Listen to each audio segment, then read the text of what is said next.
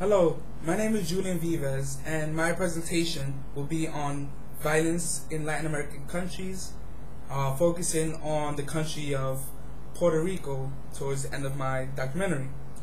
I'm speaking about this topic in regards to the film City of God, as most of you have already watched this film.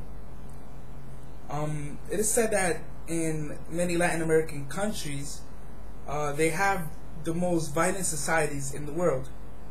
Violence and crime greatly affect the lives of millions of people who live in these various countries.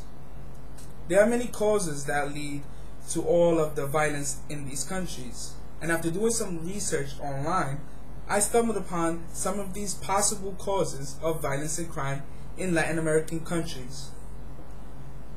These causes are as listed: social inequality, high unemployment rates, rapid population growth, poor public education systems, and the weak infrastructures of these countries are major problems that lead to crime and violence in these Latin American countries.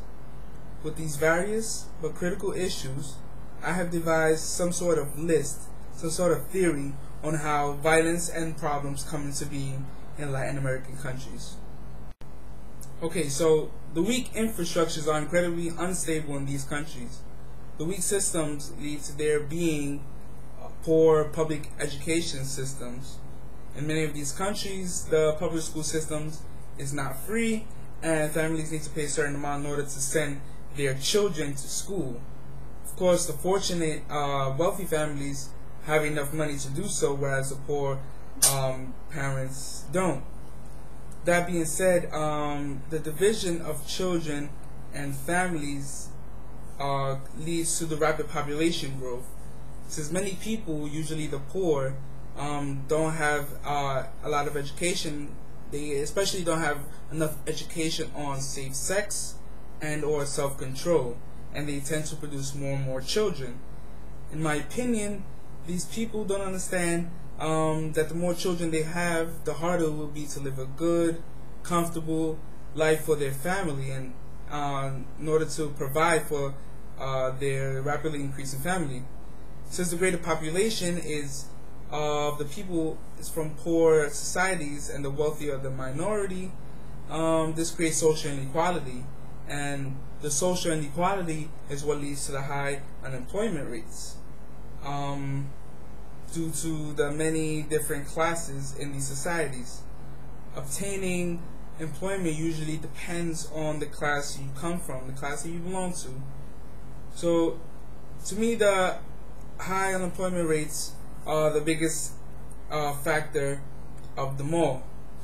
When many people are starving, they tend to become angry at their society and at their government that they let them fall into this predicament. These unfortunate people are the ones who become organizers of crime units so that they will have a method of survival for themselves and for their community. Their methods, although frowned upon by most societies, are mostly robberies and drug dealings, and this is what brings about the violence and crimes in these Latin American countries. I don't think I need to explain how the robberies and drug dealings bring about these problems after watching the film City of God, as most of you have already done so. My conclusion on this issue is that violence in Latin American countries is a nasty cycle. This cycle begins and ends with neglect, starting with neglect from the government to its people, and ending with neglect for human morality, human emotion, human life, and peace. Someone that is very close to me will give a first-hand account on the lifestyle she used to live in Puerto Rico. Hearing her story is an addition to my documentary as it pertains to the choices Rocket had made in the film City of God. Although their stories are completely different, because Rocket's story is in Brazil and my guest story is in Puerto Rico, they share many important similarities. When one thinks of Puerto Rico, they think of the beautiful beaches, the beautiful women, and the delicious tasting rum that's made there. They don't necessarily think of the violence. My story's guest is true and genuine, and gives great detail into the crime and violence in Puerto Rico. For personal reasons, her name will not be disclosed and her face will not be shown.